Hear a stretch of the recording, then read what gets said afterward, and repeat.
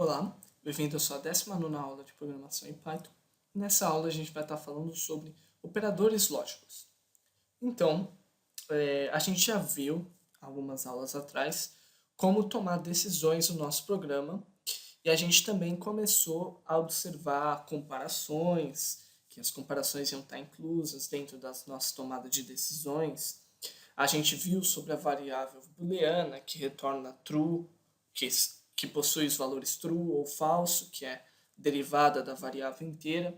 Então, tendo esses conhecimentos, eu vou estar passando um conteúdo hoje que vai incrementar esses conhecimentos e que vai valer também para outras estruturas que a gente vai ver em Python e outras estruturas como o ciclo while que a gente já viu. Então, essas estruturas são os operadores lógicos.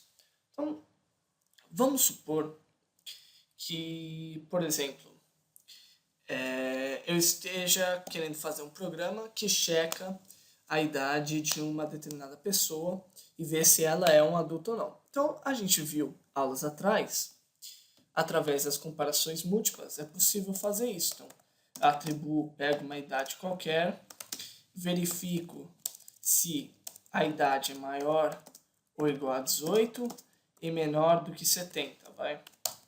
Aí eu imprimo você é adulto. Então a gente sabe fazer isso aqui. E ele vai imprimir você é um adulto porque idade é maior ou igual a 18 e idade é menor que 70. Então veja aqui, ao mesmo tempo eu estou fazendo duas comparações e que as duas têm que ser verdade para que eu imprima você é um adulto. Existe uma estrutura em Python que a gente pode usar que vai ser equivalente a essa e em alguns casos vai ser melhor do que essa. Tem casos que eu não vou conseguir colocar a idade, colocar uma variável dentro de um determinado intervalo. Aí eu posso usar esse comparador. Que comparador é esse? Esse é o comparador AND. Então, só para ter um exemplo, vamos escrever isso aqui usando o AND. Então, como é que ficaria para escrever isso aqui com AND? AND vem do inglês, que significa e. Então, AND significa e. Então, como eu vou estar jogando ele dentro de uma comparação? Eu vou estar pegando essa comparação, uma comparação qualquer. Então, por exemplo, em vez de colocar essa comparação múltipla, eu vou só colocar idade maior ou igual a 18. Então, idade maior ou igual a 18? Ele vai imprimir você um adulto. Só que para você ser um adulto, sua idade tem que ser menor do que 70 também. Então, essas duas condições têm que ser verdadeiras ao mesmo tempo. Então, eu posso usar AND, idade menor do que 70. Então, o que o AND significa? AND significa e. Então, se a idade for maior que 18 e a idade for menor que 70, imprima você é um adulto. E ele imprima você é um adulto. Então, veja aqui, o operador lógico AND, ele serve para pegar duas comparações, verificar se elas são verdadeiras ou falsas, e se as duas forem verdadeiras, ele executa o que tiver aqui dentro. Então, é como se ele gerasse um encadeamento entre essas duas condições. Então, é tipo, o cara tem que ser maior de 18 e ao mesmo tempo menor que 70. Então, lembra da regra do e. Então, se a idade é maior que 18 e idade menor que 70. Então, para vocês observarem, lembra que isso aqui é uma comparação, e a comparação, idade maior ou igual a 18, ela me retorna uma variável booleana. Então, aqui eu tenho uma variável booleana e aqui eu tenho outra variável booleana. Nos casos, as duas são verdadeiras. Então, eu tenho true e true. E eu retorno true. Então, essa estrutura aqui, ela executa. Por quê? Porque essa é verdadeira e essa é verdadeira. E nesse caso, quando eu tenho true e true, ele retorna true. Então, mais ou menos assim que o AND funciona. Agora, e se uma das variáveis fosse falsa? Por exemplo, se a idade fosse 71, eu quisesse reexecutar isso aqui. E agora ele não executa nada. Por quê? Idade maior ou igual a 18, eu tenho verdadeiro. Idade menor que 70, eu tenho falso. Então eu junto as duas, true e falso. ele vai retornar falso. Então, quando você usa o AND, você necessita que as duas condições onde você está fazendo a comparação tem que ser verdadeiras. Então, agora, se eu pegar, por exemplo, falso e verdadeira, ele vai me devolver falso. Se eu pegar falso e falso, ele vai me devolver falso novamente. Então, para o AND executar um determinado bloco, pode ser if, pode ser o while, ele tem que fazer com que as duas condições sejam verdadeiras. Então, esse foi o nosso primeiro operador lógico. Nosso segundo operador lógico é o operador lógico OR, que significa ou do português. Então, o que eu estou dizendo com OR? É ou. Então, se uma condição for verdadeira ou outra for verdadeira, ele vai executar o bloco. Então, vamos entender isso aqui. Vamos supor que a gente esteja numa espécie de um jogo de azar em que você role os dados. E se sair o número 1 ou 6, qualquer um dos dois, 1 ou 6, você ganha um prêmio. Então, vamos colocar aqui dado. Vamos supor que no dado caiu 1. Então, se dado igual a 1, ele vai ter que ganhar um prêmio. Ou dado igual a 6, porque com 6 também ganha um prêmio, ele vai imprimir. Você ganhou um prêmio. Então, se eu executar isso aqui, vai aparecer que você ganhou um prêmio. Por quê? Dado igual a 1? Dado igual a 1. Então, essa condição é verdadeira. Dado igual a 6? Não.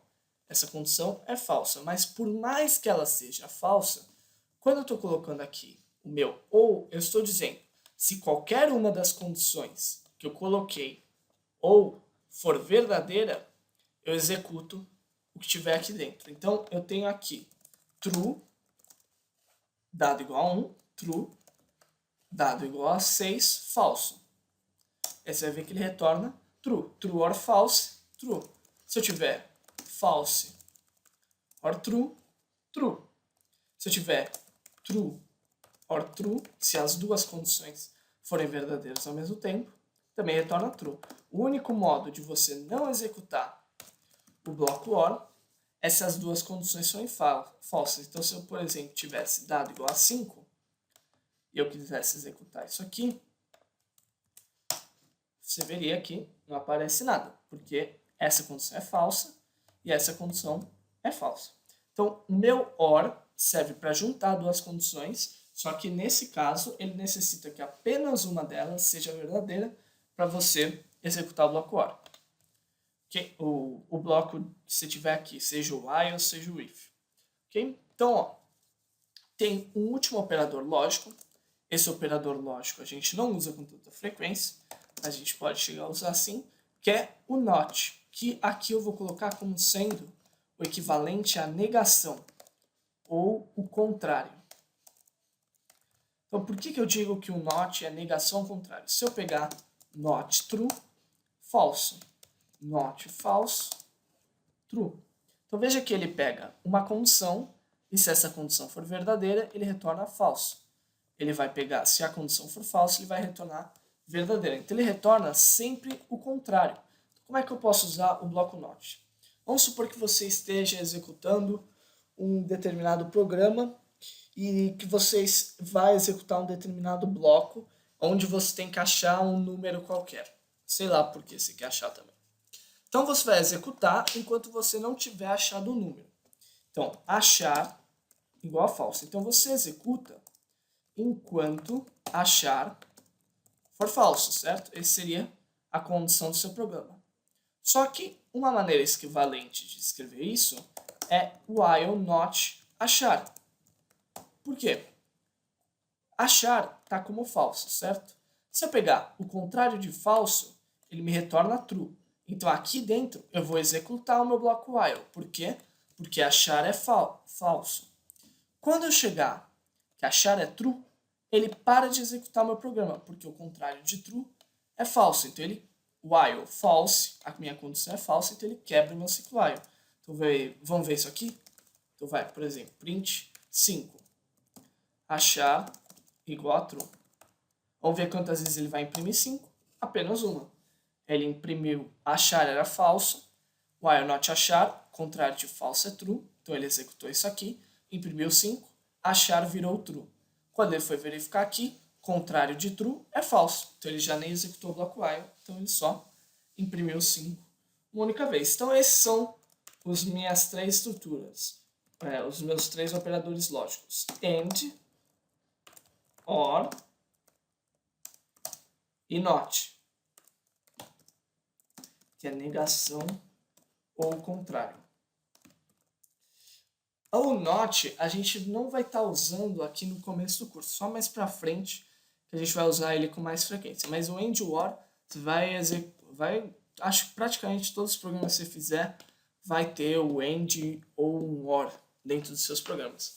Então, vamos ver exemplos de como você usa esses operadores. Então, vamos pegar o nosso primeiro exemplo aqui. Dados 3 números naturais, verificar se eles formam os lados de um triângulo retângulo. Então, para você que não lembra o que é um triângulo retângulo é aquele triângulo cujo a soma dos quadrados de dois lados, então lado 1 ao quadrado mais lado 2 ao quadrado, dá o terceiro lado ao quadrado, que a gente chama esses dois lados menores de catetos e esse lado maior de hipotenusa. Certo? E o triângulo retângulo é aquele que tem um ângulo de 90 graus no meio dele. Então, pode ser que o lado 1 ao quadrado mais o lado 2 ao quadrado seja o lado 3, ou o lado 3 com o lado 1 seja o lado 2, ou o lado 2 com o lado 3 seja o lado 1. Eu não sei, qualquer uma dessas condições podem ser verdadeiras, ou todas podem ser falsas. Então, como é que a gente vai verificar se um triângulo é retângulo ou não? Então, vamos escrever o nosso programa. Vamos criar uma variável lado 1. Como ele está falando de números naturais são inteiros positivos. Então, vamos pedir isso aqui. Digite o primeiro lado. Opa, sem querer, fui para frente mais. Porque eu sou muito preguiçoso, mas você não deveria fazer isso. Repito. Eu vou copiar e colar essa jossa. E aqui só vou trocar os nomes. 2, 3. Aqui eu vou colocar segundo. Aqui eu vou colocar terceiro. Então, aqui tem os meus 3 lados. Então, lado 1, lado 2, lado 3. Vou pedir para ele digitar. Agora, um triângulo é retângulo se qualquer uma dessas condições for verdadeira. Eu poderia pegar, por exemplo, se a primeira condição for verdadeira. Aí depois, de novo, se a segunda... Tá vendo que eu vou ter que ficar repetindo isso aqui. Se a segunda condição for verdadeira e se a terceira condição for verdadeira. Eu preciso que todas as condições sejam verdadeiras para eu ter um triângulo retângulo? Não. Eu preciso que apenas uma delas, pelo menos uma delas, seja verdadeira para que eu tenha um triângulo retângulo, certo? Então, se pelo menos uma delas tem que ser verdadeira, para eu ter um triângulo retângulo, eu posso usar o meu bloco OR. Com o meu bloco OR, que agora ficou para lado demais, eu vou verificar se uma dessas condições é verdadeira. E se uma delas for verdadeira, eu devo imprimir o triângulo é retângulo. Agora, se nenhuma das condições for verdadeira, eu sei que o triângulo não é retângulo. Então, porque eu sou preguiçoso, o triângulo não é retângulo. Então, vamos ver isso aqui. Um dos triângulos retângulos mais famosos é o triângulo 3, 4, 5. E eu tenho aqui, triângulo é retângulo. 3 ao quadrado mais... Opa, estou olhando o bagulho errado. 3 ao quadrado mais 4 ao quadrado dá 5 ao quadrado. Se eu tiver agora outro triângulo retângulo famoso, é o 5, 12, 13. O triângulo também é retângulo. Então, se eu executar agora, mudando a ordem disso aqui, sei lá, 4, 5, 3. Vai dar que o triângulo também é retângulo. Então, qualquer ordem de se colocar, o triângulo é retângulo. Agora, um triângulo que eu sei que não é retângulo, o que eu apertei aqui, que eu não sei, deve ter apertado para ver a documentação do Python. Então, 1, 1 e 1. eu sei que não é retângulo e ele devolve que realmente não é retângulo. Então aqui está um exemplo de como você pode usar o bloco OR. Você está procurando que apenas uma condição seja verdadeira. E caso nenhuma seja verdadeira, eu executo uma outra coisa. Então, esse foi o nosso primeiro exemplo. Agora vamos ver um exemplo do AND. E esse aqui é um programa um pouquinho mais complicado. Então, faça um programa que mostre todos os primos entre 1 e n, sendo n um número inteiro fornecido pelo usuário. O programa deverá mostrar também o número de divisões que ele executou para encontrar os números primos. Serão avaliados o funcionamento, o estilo e o número de testes, divisões executados. Então, eu devo ter pegado aí de um exercício programa qualquer, de qualquer lugar, mas vamos fazer esse programinha aqui. Então, primeira coisa, a gente tem que pedir para o usuário digitar o valor de n. Então, int input digite o valor de n. Então, temos o valor de n. Agora, quando a gente pegar o valor de n, a gente tem que olhar todos os números entre 1 e n e imprimir os números primos. Então, vou olhar todos os números. Vou criar uma variável i. Entre. Então, dentro. Então, tem que ser maior que 1 até n. Então, vou colocar aqui n mais 1. Então, aqui eu estou pegando todos os números entre 1 e n. E eu tenho que imprimir os números que são primos. Então, como é que eu vou verificar se o número é primo ou não? Um número é primo se ele só é divisível por 1 e por n mesmo, correto? Então, o número vai ser primo se ele for divisível por 1 e somente por ele mesmo. Ele não pode ser divisível por mais nenhum número. Então, para a gente fazer isso, a gente vai ter que pegar e lembrar de aulas atrás quando a gente viu como é que a gente descobria se o número era primo. Então, se eu pegar um número 6, por exemplo, como é que eu sei se 6 é primo ou não? Eu pego e divido ele por 1. Sei que todo número é divisível por 1. Então, até aí, dividir ele por 1 não vai me dizer se é primo ou não. Dividir ele por 2. O resto deu 0? Não, não deu 0. Então, 6 não é primo, porque ele é divisível por 2. Se eu pegasse agora, por exemplo, o número 7, eu teria que dividir por 1, veria que ele é divisível, todo número é divisível por 1. Então, esquece. É divisível por 2? Não. É divisível por 3? Não. É divisível por 4? Não. É divisível por 5? Não. É divisível por 6? Não. É divisível por 7? Não. É divisível por 8? Não. Desculpa. É divisível por 7? É. Então, ele é primo, porque ele só é divisível por 1 e por ele mesmo, certo? Então, a gente teria que pegar um bloco for e percorrer todos os números até aí. Então, eu vou pegar todos os números até ele mesmo. Então, até i, que é o número em questão que a gente está olhando. E a gente vai ver se o meu número qualquer, que é o número i, for divisível por j, então, se ele for divisível por j, então, ou seja, o resto da divisão é nulo, ele não é primo, a não ser que j seja o próprio i. Então, tem como j ser o próprio i nesse caso aqui? Não, não tem, porque o j vai de 0 até i. Agora, outra coisa, tem necessidade de eu começar j como sendo 0? Não, posso colocar aqui 2. For j in range de 2 até i. Então, se i, essa divisão por j, for igual a 0, eu tenho que j não é primo. Então aqui, vamos criar uma variável auxiliar, primo. Vamos dizer que ela é verdadeira até que se prove o contrário. Aqui primo é igual a falso, certo? E é isso. E a gente vai percorrer. Se nada me mostrar aqui que primo é falso, então, se primo for verdadeiro, eu devo imprimir o número i, certo? Tudo bem até aqui? Então, ó, eu estou verificando todos os números até i, vendo se ele é divisível por i ou não. Se ele for divisível por um j qualquer, que não seja i, que eu sei que nunca vai ser i, porque j vai ser sempre menor que i, eu vou ter que primo é falso. E se primo for falso, eu não imprimo nada. Agora, se primo for verdadeiro, eu imprimo i. Então vamos verificar isso aqui. Vamos digitar, por exemplo, 7. Quais números ele tem que imprimir? 1, 2, 3, 5 e 7, certo? Ele tem que imprimir 1, 2, 3, 5 e 7. Ele imprime 1, 2, 3, 5 e 7. Perfeito, ótimo, tá funcionando.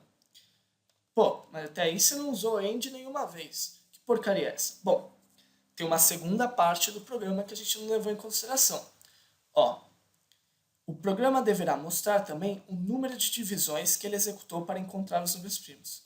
Serão avaliados o funcionamento, o estilo e o número de testes. Ou seja, quanto menos testes eu fizer, melhor, correto? Então, eu vou criar aqui uma variável divisão, colocar aqui elas como sendo 0. Então, vai ser o número de divisões que a gente executar.